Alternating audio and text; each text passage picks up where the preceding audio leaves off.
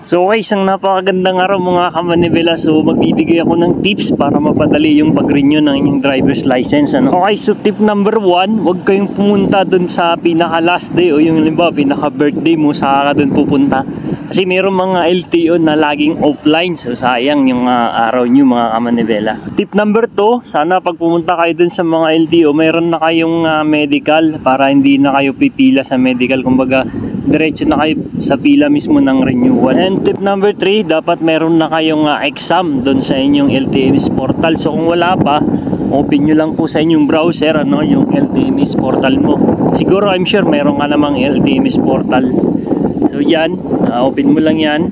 Then click mo po yung CDA na po yan para makakuha ka ng exam. So ito, meron na akong nakuhang exam. So yan, 92%, pero pangalawang take ko na yan. Kasi yung unang take ko, failed tayo, no? So 64. Tapos yung sa baba, yun po yung nakarang taon pa natin ng mga exam.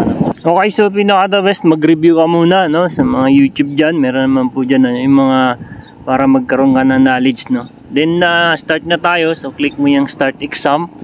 Then mamimili ka English or Tagalog, nakadepende po sa iyo yun, Okay, so gamit ko dito yung cellphone ko lang, mga kamanibela. So ayan, meron tayong question number 1. So sagutan nyo lang po yan. Review kayo para the best, So 25 question, so kailangan maka 20 yung tamang sagot para pumasa ka dito, mga kamanibela. Okay, so tuloy mo lang yung pagsagot sa mga question na yan. Then after po nyan, click nyo lang yung submit para lumabas po yung pinaka result ng exam mo. So gaya nga ng sinabi ko, wala naman tong oras na nakalagay dito. So take your time.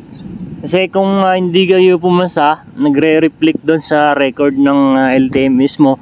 Kagaya ng nakita nyo sa akin, mayroon tayong field doon. So mas maganda kung puro lahat pass yun, So ang ganda ng result nun, mga kamanibela. Okay, so halimbawa tapos na kayo, then na-click nyo na yung 92%, click nyo lang yung download, so para lalabas yung pinaka parang certificate na pumasa kayo. Then screenshot nyo yan, mga kamanibela, or kopyahin nyo yung pinaka OBE, yung number na yan, kasi yun ang kailangan pagdating nyo dun sa LTO. So yung OBA, yung parang kumbaga sa pinaka-reference number, kaya save nyo yan. So doon, pagdating ko sa may Fisher Mall, nagpa-medical ako dahil wala pa akong medical. So after nung medical, nagbayad ako doon ng 500 sa medical. Then after, sa kanila sinabi na offline daw yung LTO ngayon.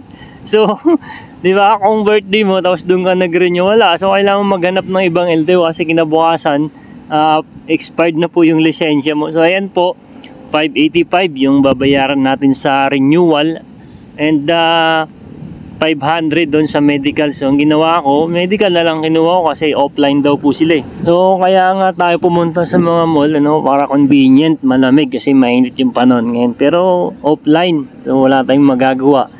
Then since kinabukasan may expired na, kailangan natin maghanap ng mga ibang LTO na online. Actually nagka-problema yung LTO, 3 araw na daw offline.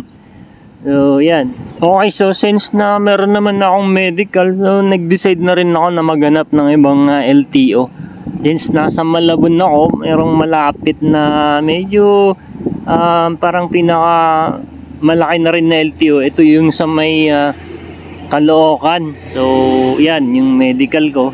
So pumunta ako ngayon ng Caloocan.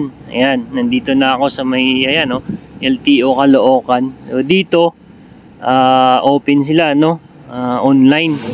So dito binigay ko yung medical ko diyan sa may customer service. Pinasulat sa akin yung pinaka OBE. So medical lang sa yung lumang driver's license, binigay ko dun sa window 1. Then after, antay kang tawagin, pipila ka dyan sa window 6 naman para sa cashier, sa bayad. Then after nun, window 7 para sa picture, then signature dun sa yung license. And last na yan, dun sa may window 9, sa releasing na po yan ng driver's license. Okay, so in a few hours, nakuha ko na yung driver's license ko. At the same time, card na yung binigay sa akin. At ang gandaan pa nito kasi 10 years yung validity nito dahil wala tayong violation. Okay, so tinry ko nang i-open yung LTMS portal ko sa aking cellphone. Then nakita ko dito na uploaded na rin pala yung ating driver's license. So ang kagandaan nito mga kamanibela, no, kasi kung sakaling maiwan mo yung driver's license mo, basta online pwede mong ipakita to, naka-online, pakita mo yung LTMS portal mo na nandyan yung driver's license mo. In-honor po yan. Okay, so nakakatuwa din mga kamanibela, no, dahil nagiging technology na tayo. So I hope na meron kayong natutunan sa vlog ko. Then kung meron kayong comment, mag-comment lang kayo down below kasi try nating sagutin yan lahat mga kamanibela. So huwag nyo pong kalimutan i-like at i-subscribe ang aking YouTube channel. And huwag mo na rin po skip yung ads na after ng video na to may ads. Panoorin mo, malaking tulong to para sa akin. So thank you so much, no, mga kamanibela. So hanggang sa sunod natin mga vlog. And have a nice day. Lagi kong sinasabi, drive safe mga kamanibela.